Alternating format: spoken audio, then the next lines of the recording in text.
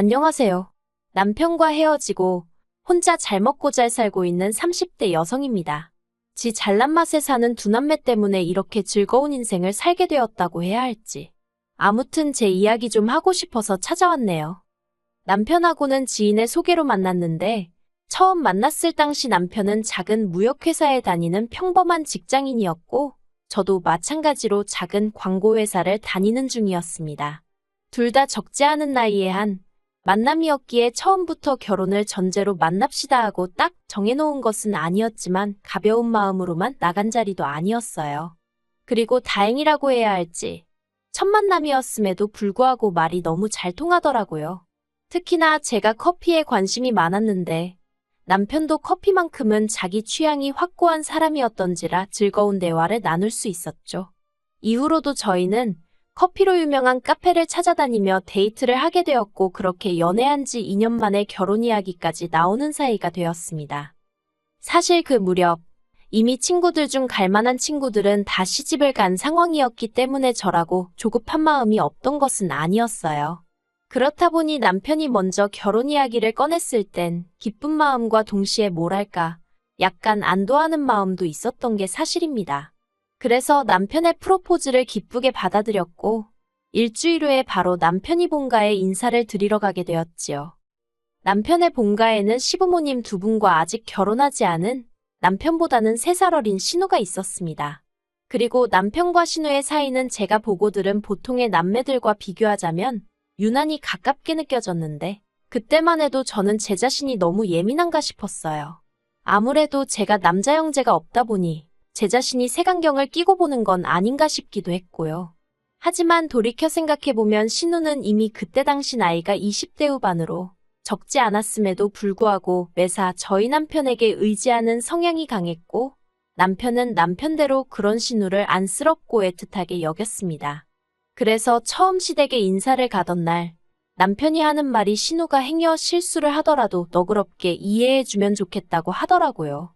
그리고 그때만 하더라도 저는 그냥 의례껏 하는 이야기라고 생각했기 때문에 그러겠다 했습니다. 어쨌든 저보다도 1살 아래였으니 여동생이다 여기면 되겠지 싶었죠. 그런데 막상 신우를 만나보니까 이건 뭐 어디까지 받아주는 게 맞을지 모르겠더라고요. 처음 시댁에 인사를 갔던 만큼 빈손으로 갈 수가 없어서 어머님이 평소 좋아하신다는 빵집에 케이크와 꽃다발을 준비했었어요.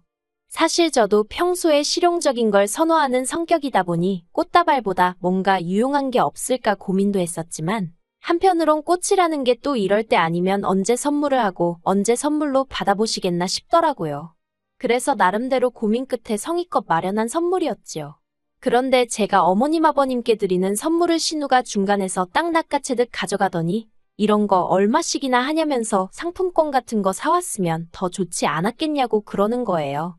순간 황당하고 어이가 없었지만 저도 크게 당황한 나머지 그런가요? 하고 그냥 웃고 말았습니다. 하지만 이건 시작에 불과했어요. 신우는 제 옷차림을 위아래로 훑어보더니 듣자하니 다니는 회사도 별로 안 크다던데 이런 거 사입고 하는 건 다 그쪽 돈으로 하는 거냐면서 그러면 돈도 못 모았겠다는 겁니다. 그리고 이때는 저도 그쪽이란 호칭도 그렇고 하는 말도 어이가 없어서 똑같이 그쪽이 걱정 안 해도 된다고 어디 가서 아쉬운 소리 안 하고 살 만큼은 벌어요 하고 받아쳤지요. 그러자 남편이 신우 뒤쪽에서 저를 보면서 멋쩍게 웃으며 참아달란 사인을 보내더군요. 그리고 어머님 아버님도 저더러 애가 그냥 하는 소리라며 신경 쓰지 말라고 하시고 신우는 입만 삐죽거리며 저를 훑어보길 멈추지 않았는데 솔직히 한마디 더 해버리고 싶은 걸 상황이고 자리가 자리인지라 꾹 눌러 참았네요. 이후로 어머님께서 식사를 준비해 주셔서 같이 점심을 먹게 되었는데 그 자리에서 이런저런 이야기가 오갔습니다. 어머님은 아들에게 들으니 음식하는 걸 좋아한다면서 하고 물으셨고 저는 그렇다고 말씀드렸죠. 실제로 저는 한식, 일식, 중식 자격증을 다 갖추고 있었는데 그건 별다른 이유가 있어서라기보다는 제가 워낙에 어려서부터 음식하는 걸 좋아했거든요. 그래서 취미 삼아 하다가 회사 생활을 시작한 이후로는 나중에 혹시나 쓰일 일이 있을까 싶어서 아예 자격증까지 따뒀던 거고요. 그런데 옆에 있던 신우가 시간이 남아도나 보네. 전업주부가 꿈이에요? 그러는 거예요. 그래서 제가 없는 시간 쪼개서 딴 거고 전업주부가 꿈도 아니라고 받아치려다가 말 같지도 않은 거에 놀아나는 기분이 들어서 그럴 리가요 하고 딱 잘라버렸습니다. 그랬더니 또 입을 삐죽거리더니 별것도 아닌 걸로 자랑한다는 식으로 말을 하더라고요. 그리고 그땐 저도 짜증이 나서 맞아요 별것도 아닌데 그쪽도 좀 따보지 그러냐고 받아쳐버렸네요. 사실 시댁에 인사하러 오기 전 남편에게 어머님은 어떤 분이시고 아버님은 어떤 분이신지 그리고 신우는 또 어떤 사람인지 은근히 물어봤거든요. 아무래도 정보가 많으면 많을수록 대화를 나누기도 편하니까요. 그런데 남편이 신우에 대해서 말하기를 아직 자기가 좋아하는 게 뭔지를 못 찾아서 걱정이라는 거예요. 그래서 그럼 지금 직장도 안 다니냐니까 뭐 직장도 자기가 원하는 게 뭔질 몰라서 다니기 힘들어한다며 말끝을 흐리는데 그러니까 결론은 대학도 때려치고 나이 먹도록 좋아하는 거 찾겠다면서 시간이나 죽이며 사는 인생이란 거였지요. 그런데 그런 사람이 이러쿵저러쿵 떠들며 시비를 걸어오니 저라고 좋게 봐주고 싶었을 리가 없지요. 아무튼 그렇게 첫 인사를 마치고 집으로 올라오는 차 안에서 저는 저대로 마음이 상하고 남편도 남편대로 뭐에 마음이 상했는지 서로 별말 없이 있었어요. 그러다 집에 다 와갈 때쯤 남편이 그거 좀 받아줄 수도 있는 거 아니냐면서 서운하단 식으로 말을 하더라고요. 그래서 제가 당신이야말로 신우가 선을 넘는다 싶으면 먼저 나서서 못하게 해야지 그걸 가만히 보고만 있느냐고 쏘아붙였습니다. 당신뿐만 아니라 시부모님도 나이 먹은 딸이 그렇게 앞뒤 못 재고 날뛰면 한 소리 하셨어야 하는 거 아니냐고요.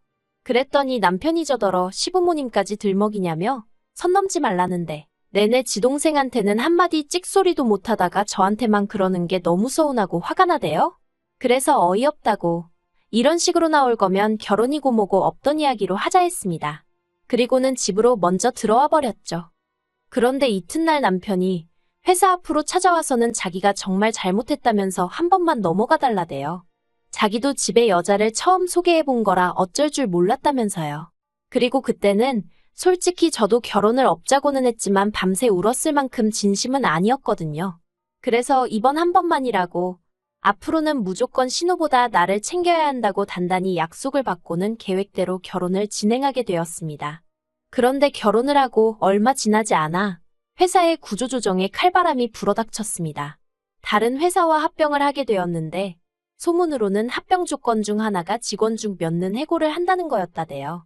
그리고 속상하게도 저 또한 그 과정에서 자리를 잃게 되었어요. 하지만 다행히 남편은 괜찮다며 이참에 저더러 그동안 하고 싶었던 일은 없었는지 생각해보고 그쪽으로 커리어를 바꿔보면 어떻겠냐는 거예요. 그리고 그때부터 저는 소위 제 살 길을 찾아가며 몇 년 만에 휴식을 갖게 되었습니다. 사실 친정 형편이 그렇게 넉넉한 편은 아니다 보니 대학교를 졸업하자마자 전공이니 전망이니 그런 건 생각할 겨를 없이 바로 취업을 할 수밖에 없었거든요. 그나마 제가 사회생활을 시작하고 얼마 지나지 않아 친정아버지 사업이 다시 살아나면서 이후로 친정에 어느 정도 여유가 생긴긴 했지만요. 한편 집에 있는 시간이 길어지면서 반찬부터 시작해서 여러 가지 요리를 하게 되는 일이 잦아졌어요. 그리고 시댁까지는 1시간 정도의 거리였기 때문에 음식을 할 때는 넉넉히 해서 어머님 아버님께 가져다 드리곤 했지요. 그러다 하루는 만두를 해다 드렸는데 이때는 평생 먹어본 만두 중에 제일 맛있다면서 몇 번이나 엄지척을 하시더라고요. 그리고 원래 요리하는 사람들은 먹는 사람의 반응에서 보람을 찾기 마련이다 보니 그런 시부모님의 반응에 저는 정말 날아갈 것 같은 기분이었습니다. 그래서 이후로도 몇 번이나 해다 드렸네요. 솔직히 만두가 하기 쉬운 음식은 아닌데 두 분이 워낙 좋아하시니 힘든 줄도 모르고 했어요. 그리고 그러다 한 번은 신우도 맛을 본 모양이었습니다. 하루는 신우가 연락을 해와서는 자기가 요새 온라인으로 사업을 하려고 하는데 제 만두를 팔면 좋을 것 같다대요. 뭐 김치나 고기 만두는 흔하지만 그래도 제 만두는 경쟁력이 있을 것 같다면서요. 그리고는 하는 말이 대신 자기가 중간에 나서서 팔아주는 거니까 만두를 팔면 판매 대금을 5호로 나누자고요. 그런데 아무리 장사머리가 없는 사람이라고 해도 판매 대금이 전부 다 수익이 아니라는 건 기본이잖아요. 재료비에 제 인건비도 빼야 하는 거고. 그리고 무엇보다 만두로 사업을 해야겠다는 생각은 해본 적이 없었거든요. 손도 많이 가고 날이 더우면 상하기도 쉬운 음식이라서요. 그래서 신우한테 이런저런 이유로 못할 것 같다고 제안은 고맙다고 했습니다. 그랬더니 신우가 한다는 말이 그럼 언제까지 자기 오빠 등골에 빨대 꼽고 살 거냐는 거예요. 남편이 저렇게 혼자 외벌이를 하는데 양심의 가책도 안 느껴지냐면서 말이죠. 황당하고 어이가 없어서 그날 저녁 남편에게 신우한테 도대체 무슨 말을 했길래 나더러 당신 등골 빨아먹는다는 소리를 하냐고 따졌습니다. 그랬더니 남편이 하는 말이 아니 외벌이를 하니까 어깨가 무겁다. 갖고 싶은 게 있어도 못 산다. 그런 하소연만 두세 번 한 게 전부라면서 그리고는 한다는 말이 막말로 자기가 없는 소리를 지어낸 것도 아니고 동생한테 그런 얘기도 못하냐면서 적반하장으로 나오더라고요. 그래서 제가 차라리 나한테 대놓고 하지. 내가 어린 신우한테 그런 소리까지 들어야겠냐고 당신한테 내 입장이나 체면 같은 건 안중에도 없냐고 따졌죠. 그랬더니 남편이 입장이니 체면이니 그런 건 가진 게 있는 사람들이나 찾는 거라면서 저한테 지금 그런 게 어딨냐는 거예요.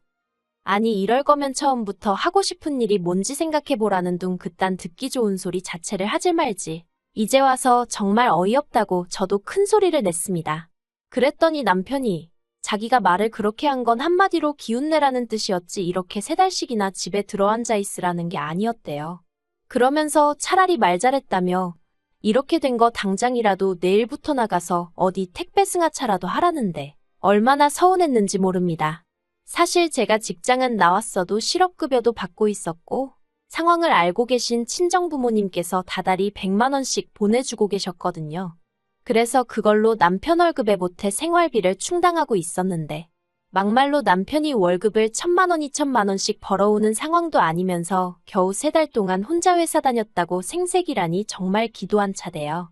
그래서 제가 잠깐 와이프가 일 좀 쉰다고 이런 식으로 나오는 거면 나중에 내가 정말 어디 아프기라도 해서 일 못하게 되면 그땐 당신 억울해서 죽는 거 아니냐고 비꼬아 버렸습니다. 그랬더니 남편이 저더러 말을 그렇게밖에 못하냐면서 자기도 솔직히 할 말 많은데 참고 있는 거라고. 그러니 어쩌다 신우한테 한마디 들은 걸로 이렇게 유난 떨지 말라나요.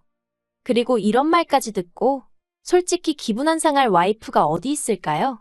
저는 뜬 눈으로 밤을 새웠을 만큼 서운하고 섭섭한 마음을 감출 수가 없었고 결국 이튿날 남편에게 당장 내일이라도 택배 승하차든 뭐든 하겠다 했습니다. 대신 조건이 있다고 신우더러 나한테 말 막 한 거 사과하라고 해달라고 했어요. 당신이 나한테 서운한 건 이해하겠지만 그렇다고 신우가 나설 자리는 아니었으니 신우한테 정식으로 사과받아야겠다고요. 그랬더니 남편이 저더러 정신을 못 차렸답니다. 오히려 신우 아니었으면 이렇게 부부간에 허심탄회하게 이야기할 일이나 있었겠냐며 오히려 저더러 신우한테 가서 여러 가지로 신경 쓰게 해서 미안하다 그리고 고맙다고 얘기하고 오라나요? 그리고 그런 남편의 말에 저는 크게 충격을 받아서 제가 남편더러 정말 끝까지 이렇게 신우 편만 들 거냐고 물었습니다. 터져나오려는 눈물을 간신히 억누르며 말이에요. 그런데 그런 저를 보고도 남편은 이제 지금 누구 편드는 거냐며 저더러 일을 안 하고 집에만 있으니까 너무 예민해진 거 아니냐며 제가 우는 건 알아서 할 일인데 자기까지 아침부터 피곤하게 만들지는 말라대요. 그리고 그런 남편의 모습을 보고 있으니 이 결혼 생활과 이 부부 사이에 희망이란 게 있긴 한 건가 하는 생각이 들었습니다. 시간이 흘러 제가 만약 어디라도 못 쓰게 되면 저 사람이 나를 아내로 대하기나 할까 싶었고 힘들고 지치는 순간에 남편한테 의지할 수 있을까 하는 의문이 들었지요. 그래서 남편에게 저도 진심반 홧김반으로 그러면 그냥 나랑 살지 마 하고 소리를 질렀습니다. 그랬더니 남편이 기도 안 찬다는 표정으로 네가 먼저 헤어지자고 했다며 이번엔 안 잡을 거라더니 네 말대로 헤어지자 하고 나가버렸어요. 그렇게 쾅소리를 내며 닫히는 문을 보고 있으니 망연자실이라고 해야 할지 눈물만 나오고 말도 안 나오대요. 하지만 이렇게 남편의 속내를 본 상황에서 저라고 무슨 미련이 남았겠어요. 제 집만 챙겨서 친정으로 향했습니다. 집은 남편이 자취하던 집에서 일단 제 집만 들여서 살림을 시작했던 차라 이래저래 따질 것도 없었고요. 그렇게 남편과 헤어지고 저는 몇 달 뒤 작은 식당을 열었습니다. 테이블 4개의 예약만 받아서 저 혼자 하는 식당이었어요. 그리고 광고회사 일은 별로 좋아하지 않았어도 어쨌든 몇 년을 하던 분야다 보니 제 가게 하나 정도 홍보하는 건 어렵지 않더라고요. 주변 사람들의 도움도 많이 받았으니까요. 그래서 금세 핫한 가게로 여기저기 소개가 되어서 가게 여는 데 들인 7천만 원 버는데 1년도 채 걸리지 않았습니다. 그리고 여기저기 미디어랑 인터뷰도 하게 되었는데 그걸 남편이 본 건지 신우가 보고 남편한테 말을 해준 건지 아무튼 남편에게 연락이 왔더라고요. 소식 듣고 연락한다며 잘 지내는 것 같아 보기 좋다고. 제가 이렇게 성공할 거라 믿었다나요? 웃기지도 않아서 콧방귀도 안 나왔어요. 그리고 원래는 가볍게 무시하려고 했는데 또 이때 아니면 그때 하려다 못한 말을 전할 회가 오겠나 싶어서 당신하고 살았으면 평생 나한테 이런 능력이 있는 줄 몰랐을 거라고 놔줘서 고맙다고 답장했습니다. 덕분에 이렇게 사장 소리도 들어보고 살게 되었다고요. 그랬더니 남편이 자기는 저랑 헤어지고 나서 한 번도 저를 잊어본 적이 없다며 우리 정식으로 다시 한번 시작해볼래 하는데 어이가 없어서 제가 글자 그대로 푸아라고 적어서 답장했습니다. 그리고 처음 남편 과절을 이어줬던 지인에게 남편의 소식을 전해 듣게 되었는데 그 회사도 구조조정 바람이 불어서 남편이 잘렸다대요. 그런데 더 웃긴 건 남편이 잘리면서 퇴직금 얼마 받은 걸 신우가 사업하겠다며 빌려갔는데 사기를 당했답니다. 왜 요새 1억 빌려주면 이자를 얼마를 주겠네 하며 사기치는 사람들 있잖아요. 그거에 당했다대요. 아이고, 똑똑한 척 잘난 척은 혼자 다 하더니. 아무튼 뭐 지인한테는 혹시 그쪽에서 묻거든 저는 아주 잘 지낸다고 근시일 내에 집도 사고 그러게 생겼다고 꼭 좀 소식 전해달라 했습니다. 남편은 몰라도 신우는 아마 제 소식 들으면 배가 아파서 떼굴떼굴 구르고도 남을 텐데 그걸 제 눈으로 못 봐서 아쉬울 뿐이네요.